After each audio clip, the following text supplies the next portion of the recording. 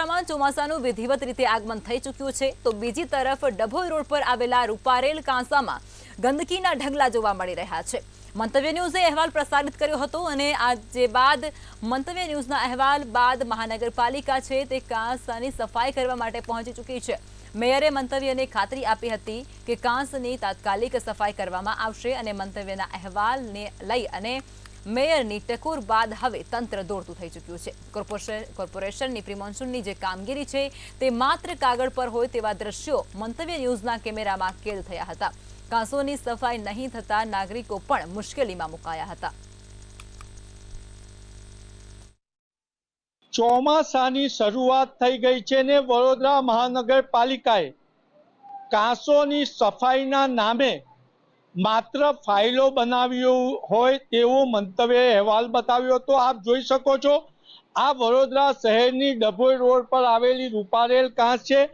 મંતવ્ય ન્યૂઝના અહેવાલ બાદ આ રૂપારેલ કાંસની સફાઈ કરવામાં આવી છે। રૂપારેલ કાંસ અને પ્રી મોન્સૂનની કામગીરી શું કહો છો, થઈ છે ખરી પ્રી મોન્સૂનની કામગીરી?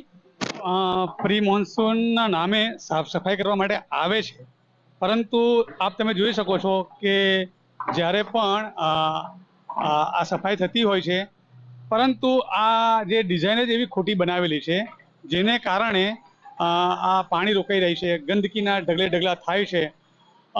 જ્યારે બનતી હતી ત્યારે પણ અમે ધ્યાને દોર્યું હતું કે આ ડિઝાઇનને કારણે પાણી રોકાશે, ગંદકી થશે, પરંતુ ત્યારે જે તે એન્જિનિયર કે અધિકારી અમારું સાંભળ્યું નહીં અને આપ જોઈ શકો છો આ દિવાલ પણ તોડી નાખવામાં આવી રહી હતી, દિવાલ પણ બનેલ નથી।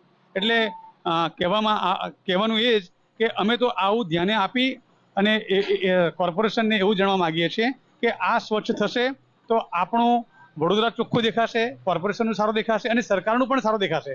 અમે ફક્ત ને ફક્ત આપણું શહેર સુંદર અને સ્વચ્છ રહે એ માટે આપણા કાન પર વાત ધ્યાન પર લાવતા હોઈએ છીએ, પરંતુ અમે જ્યારે કહીએ ત્યારે સફાઈ કરવા માટે આવે છે, પછી લાંબો સમય સુધી સફાઈ થતી નથી, જેને કારણે આ દુર્દશા જોવા મળે છે। અને ગેરકાયદેસર દબાણ એ જ જવાબદાર છે।